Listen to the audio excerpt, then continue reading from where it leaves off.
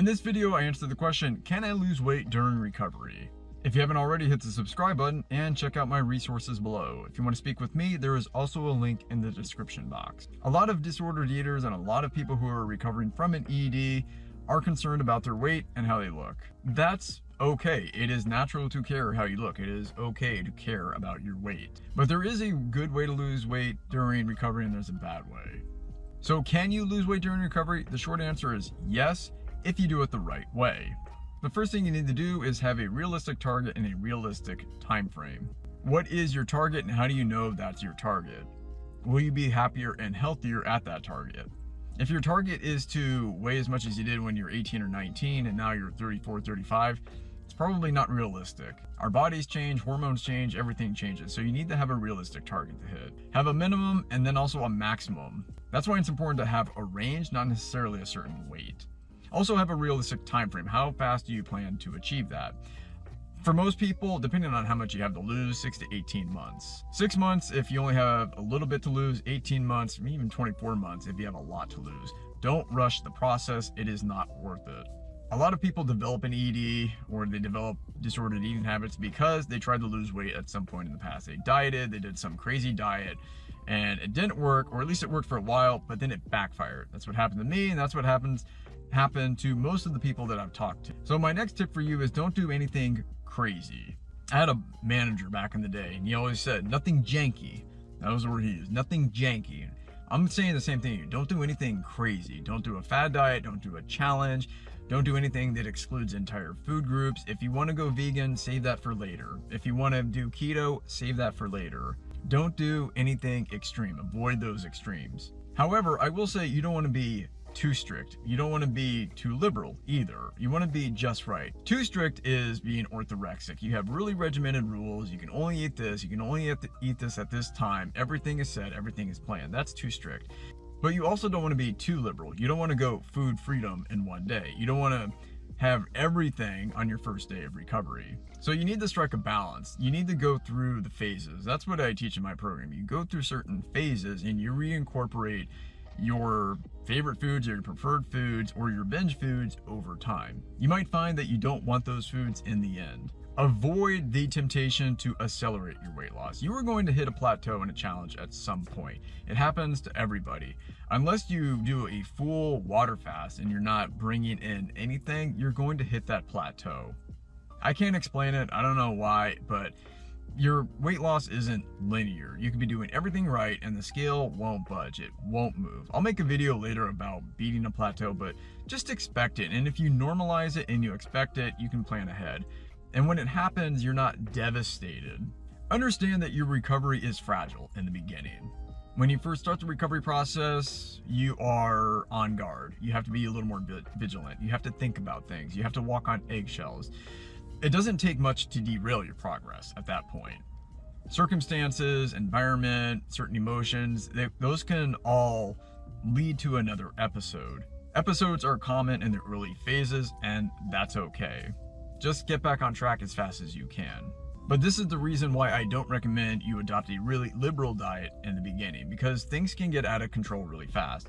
When you're in the early phases, you're really good at justifying the behavior because that's what you've been doing. You have all sorts of excuses why you should have an episode today. Why should I binge today? Why should I chew and spit?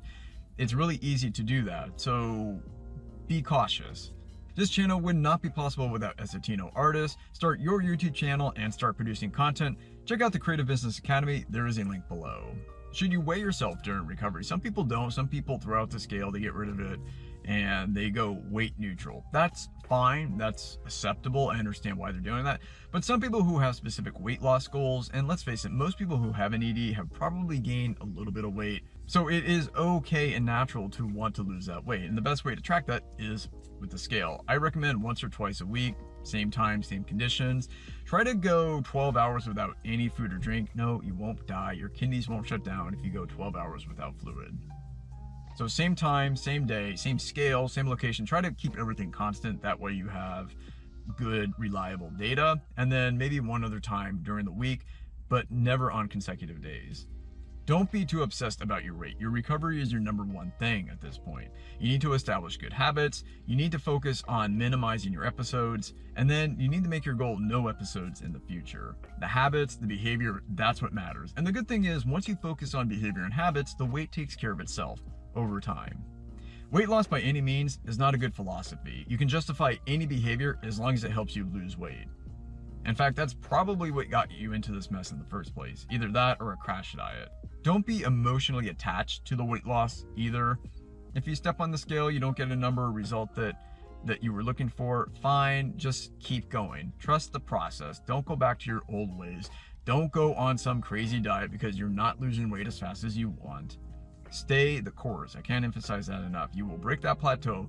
You will reach that target, but avoid the temptation to speed it up. There are going to be all these programs and ads and coaches and trainers who say, I can help you lose this amount of weight in 2 or 3 months. Avoid it. Focus on the recovery. Focus on the process. Your long-term health means way more than losing weight in the next 2 or 3 months. Trust me. You should have other goals and you should have other habits. One thing I teach my clients is start a new habit early. Find one habit that's easy to create right now that you can do. Something that's manageable. Can you add more fruits and vegetables? Can you close that eating window? Can you go to bed earlier? Can you spend less time on social media? There are a million things that you can do to improve your life and your health right now. So start one of them. And then focus on all of the bad, unproductive habits that you have. Can you eliminate one of those? If you can do that early and generate some momentum, then you can look back on your progress. If you focus exclusively on your weight and you have no other accomplishments, it's going to be devastating when you don't reach that target.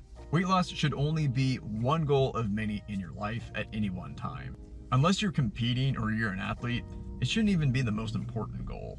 How soon should you start the weight loss process? As soon as you decide that you are starting the recovery process. The thing about recovery is that it has no definite beginning, no definite end. So you're never quite sure when it ends. When does it start? I guess when you say, I am starting the recovery process, you can call that day one. But recovery doesn't start when you start being perfect. So if you go 3 or 4 days without an episode, great. But then if you have one day or one episode, that doesn't mean you go back to day 0. This isn't the 12 steps. That's what I don't like about the 12 steps. Don't count the days. You don't have to be perfect after your declaration to start recovery. Recovery starts when you make a concerted effort to fix those behaviors. That's when you can start the weight loss journey. And when you start focusing on behavior, you will be pleasantly surprised to see that the number goes down. Your mindset, your habits, and your behavior. Those should be your primary goals, not the weight loss. The weight loss is the reward that you get, but it shouldn't be the focus. And remember, have a realistic target in a realistic time frame. So important. Your weight loss should be so gradual that nobody even notices. Whatever you do, don't go back to your old ways. Don't fall for the crash diets. Don't do what started this problem in the first place.